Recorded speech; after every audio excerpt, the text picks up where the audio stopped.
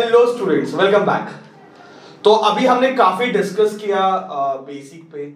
अब हम सर्किट्स को पढ़ेंगे। चैप्टर का नाम है एसी सर्किट्स। समझने वाली बात है भाई, हर सर्किट अलग तरीके से बिहेवियर बताता है, अलग उनका नेचर होता है। When it is they are connected to AC. DC का मैं बात नहीं कर रहा हूँ, एसी का बात कर रहा हूँ। एसी में भी थोड़ा नेचर अलग रहता है, डीसी में भी थोड़ा नेचर लगता है। हम बचपन से लेके जो भी पढ़ते आ रहे हैं वो रेजिस्टेंस को लेके पढ़ते आ रहे हैं, पर अभी यहाँ पे और भी कंपोनेंट्स ऐड होने वाले हैं। जैसे मैं इंडक्टर, सोलेनोइड ऐड करूंगा, कैपेसिटर हमने पढ़ा 12th में आके। तो वो सारे जन एसी को लेके कैसे बिहेव करते हैं, that what we have to study. तो सबसे पहले स्टार्ट करते हैं pure R circuit, resistive circuit. इसमें मैं जितने भी पॉइंट्स आपको बताऊंगा, इसमें से सारे पॉइंट्स आपको पता रहेंगे, क्योंकि रेजिस्टेंस आप बचपन से पढ़ रहे हो, तो इसमें इतना मजा नहीं आएगा। पर जब आप इंडक्टर पढ़ोगे तब आपको रिलेट होगा, और अच्छा ऐसा है क्या। So first will go for a easy one, that is resistance circuit. तो very first thing I will draw a diagram. Okay, point wise जाते हैं। आंसर्स कैसे पूछेंगे, क्वेश्चन कैसे फ्रेम होगा, वो मैंने डिस्क्रिप्शन में दिया हुआ है, आप पढ़ लो। इधर मैं सिर्फ आपको एक्सप्लेन करने वाला हूं, वही ज्यादा अच्छा रहेगा। ओके, डायग्राम में हम बात करेंगे कि भाई एक रेजिस्टर लिया है, ओके, जिसका रेजिस्टेंस आर है, और उसको मैंने एसी से कनेक्ट किया। See this is a simple diagram, बराबर है। दूसरा पॉइंट लेके applied EMF. Applied EMF E is equal to E naught sine omega t, क्योंकि इतना ही ईएमएफ सोर्स बनाता है। तो अप्लाइड ईएमएफ क्या रहेगा, E is equal to E naught sine omega t, that is applied EMF. Next is expression for current. इसमें से हम करंट कैसे बनाएंगे, तो करंट के लिए हम रेजिस्टर, क्योंकि ये पोटेंशियल है, वोल्टेज है।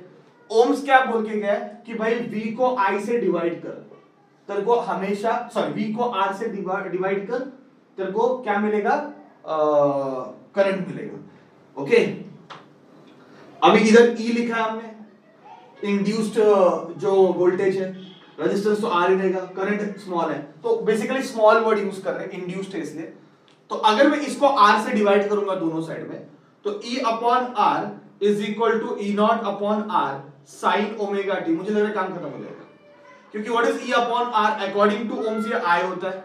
ई नॉट अपॉन R ये पीक वैल्यू हो गई, साइन ओमेगा टी। तो ठीक से देखो, ये ईएमएफ का इक्वेशन है और ये करंट का इक्वेशन है। मेरे को लग रहा है इसमें देखने में कोई डाउट नहीं आना चाहिए। एक ईएमएफ का इक्वेशन है और एक करंट का इक्वेशन है। तो E is equal to E naught sine omega t and I is equal to I naught sine omega t. दोनों को ठीक से कंपेयर करो, then you will understand. When you're comparing E and I, when you're comparing E and I, my dear student, when you're comparing E and I, you will understand the relation between them. Relation between E and I, भाई बहुत important है, relation between E and I. अगर मैं देख रहा हूं यहां पे sin ओमेगा टी है, यहां पे sin ओमेगा टी, इसका मतलब दोनों का फेज सेम है। ओके, तो रिलेशन में लिखेंगे E and I are in same phase, they are in same phase, they are in same phase। अच्छा, इसको हम वेव डायग्राम से एक्सप्लेन करते हैं, ठीक है। चलो इसके ऊपर हम एक वेव डायग्राम बनाएंगे, एक वेव डायग्राम से एक्सप्लेन कर लेंगे। ओके, वेव डायग्राम में हमने ऐसे पहला तो जो अप्लाइड ईएमएफ है वो बनाएंगे, ठीक है। This is E not, this is minus E not, बराबर है। अभी बच्चा, करंट का इक्वेशन भी साइनोसॉइडल है, और जैसे E चेंज होगा वैसे I चेंज होगा, क्योंकि दोनों सेम फेज में। When I say both are in same phase, मतलब जैसे E चेंज होने वाला है वैसे क्या चेंज होने वाला है, I। तो यहाँ पे I का भी ग्राफ वही मिलेगा। देखो, जब E 0 था I 0 है, जब E मैक्सिमम हो जाएगा I मैक्सिमम हो जाएगा, फिर से E 0 हो जाएगा I 0 हो जाएगा। तो you can see there is a red line which I have drawn that represent E current। छोड़ना ये मजेदार, मतलब हमने स्टार्टिंग में डिसाइड किया था कि यार मजा नहीं आता है जब मैं वेव डायग्राम से बात कर रहा हूं, मुझे फेजर डायग्राम से पढ़ना है, क्योंकि फेजर डायग्राम मुझे ज्यादा कंफर्टेबल और अच्छा लगता है। तो फेजर डायग्राम, चलो चलो चलो चलो चलो याद करो याद करो याद करो। पहले लेक्चर में बताया था फेजर डायग्राम, पहले लेक्चर में बताया था क्या करना है। पहले एक रेफरेंस लाइन ड्रॉ करनी है, यस और नो। फेजर डायग्राम में हम क्या ड्रॉ करेंगे, सबसे पहले रेफरेंस लाइन, और फिर हम ड्रॉ करेंगे एक सीधा लाइन। ये हो गया ई नॉट और ये हो गया माइनस ई नॉट, चलेगा। और ये भाई हो गया 0। तो ये वर्टिकल लाइन पे मैंने मेरा मार्किंग किया, ये ई नॉट है और ये माइनस ई नॉट है। सबसे पहले तो ये ग्राफ बनाते हैं। ओमेगा टी एक कोई भी एंगल ले लो, एनी एंगल, अभी वैल्यू तो नहीं पता तो जनरली कुछ भी एंगल ले सकते हैं। तो ओमेगा टी मैंने एंगल लिया। जब ये ड्रॉ करते हो तो आपको रेडियस ही ड्रॉ करना है बच्चा, रेडियस ही ड्रॉ करना है, ये बहुत इंपॉर्टेंट है। मतलब ये जो जितना लेंथ इसका है वही लेंथ इसका होना चाहिए, और ये एंगल ओमेगा टी है, रेफरेंस लाइन के साथ एंगल बना है ओमेगा टी, और ये जहां पे कट करेगा वो आपका क्या रहेगा, ई। समझा आपको ई कैसे मिला?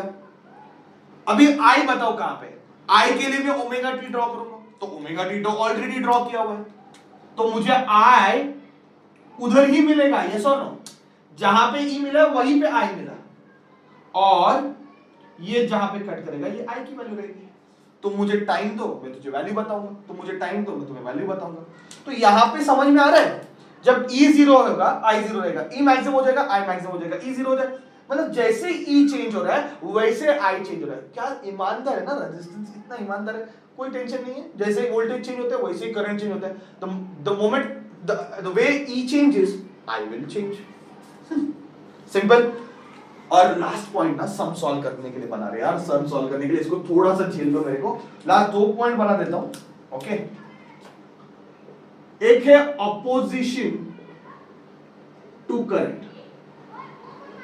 तो याद रखो करंट को अपोज कौन करता है, तो हमेशा याद रखना कि E upon I, V by I से अपोजिशन मिलता है।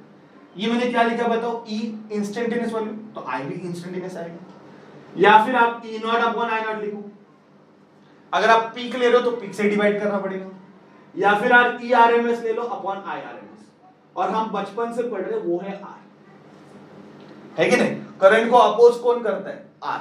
फॉर्मूला क्या है, E अपॉन आई कर, मतलब इंस्टेंटेनियस रहेगा तो इंस्टेंटेनियस लेना है। मतलब तू ईएमएफ जो इंड्यूस्ड है E, वो तूने आरएमएस वाला ले लिया और ये पीक ले लिया, नहीं चलेगा।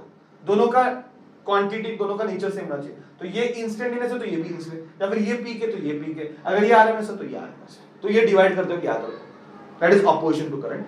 एंड लास्ट पॉइंट अपन लिखते हैं पावर इन आर सर्किट। मैं प्रूव नहीं करने वाला हूं बच्चों, मैं प्रूव नहीं करने वाला हूं, आगे जाके ये प्रूव होगा, ऑटोमेटिकली प्रूव होगा, ऑटोमेटिकली प्रूव हो जाएगा। ठीक है, डेरिवेशन करेंगे अपन पावर का ERMS इनटू RMS। फिलहाल सिर्फ अगर सम आया या फिर कोई MCQ आया तो टैकल करने के लिए आगे वाले लेक्चर्स में ये डेरिवेशन अपने को करने हैं। ठीक है, सिर्फ इतना पार्ट ही करना है, बाकी सब तो मैंने कर दिया। तो ये एज अ पॉइंट याद रखो। फिर इसमें कौन से क्वेश्चंस पूछते हैं, गेट रेडी फॉर इट। ज्यादा करके न्यूमेरिकल से आता है, इसलिए इसको मैं पॉइंट्स की तरफ, क्योंकि मेरे इतने सालों का जो एक्सपीरियंस है कि भाई इस सर्किट्स में से ना न्यूमेरिकली पूछते हैं, तो थोड़ा मैंने इसको numerical point of view design किया हुआ है। ठीक है, तो ये सारे पॉइंट्स फटाफट नोट डाउन करो, दिमाग में डालो। रेजिस्टेंस सर्किट में रेजिस्टर को जब मैं एसी करंट लगाता हूं तो क्या होता है, जैसे ई बनता है वैसे आई, जैसे ई चेंज होता है वैसे आई चेंज होता है। ये हमने कंक्लूड किया। ई का तो अप्लाइड ईएमएफ, ये तो हमें पता है, ये तो पावर सोर्स से आया, ये तो हमें पता है। ये कितना आ रहा है पता है, इससे करंट कितना बन रहा है वो भी निकाला, और जब करंट कितना बन रहा है वो निकाला, तब समझा भाई दोनों सेम चेंज हो रहे हैं, वो मैंने यहाँ पे एक्सप्लेन किया। और रेजिस्टर में अपोज कौन करता है, रेजिस्टेंस। रेजिस्टेंस अपोज करता है, एटम्स जाने नहीं देता, इलेक्ट्रॉन की एनर्जी को खत्म कर देता है, रेजिस्टेंस अपोज करता है। तो उसके लिए मैंने बताया, इधर क्या मिस्टेक करते हैं वो भी बताया मैंने। सम आने के बाद मतलब बहुत कुछ भी कर देते हैं यार, मतलब पीक वैल्यू दे जाते हैं तो ई नॉट ले लेते हैं और नीचे आरएमएस ले लेते हैं करंट का, और उधर गड़बड़ हो जाता है। तो ये थोड़ा होश में रखो, इधर गड़बड़ होने का चांसेस है। और पावर, इस पे एज सच क्वेश्चन नहीं पूछेंगे पर लिख के रखा हुआ है, डिराइव आगे जाके करेंगे। एक आध कौन सा गूगली क्वेश्चन आया तो we should be ready for it. Okay बच्चों, पॉइंट्स लिखो, क्योंकि ये नहीं मिलेगा आपको नीचे डिस्क्रिप्शन में आपको स्टैंडर्ड आंसर मिलेगा, ये आपको लिखना पड़ेगा। मस्त नोटबुक निकालो, सारे पॉइंट नोट डाउन करो, वीडियो को पॉज करो, पॉइंट नोट डाउन करो, लर्न करो and get ready for the next circuit. ठीक है बच्चों, थैंक यू वेरी मच।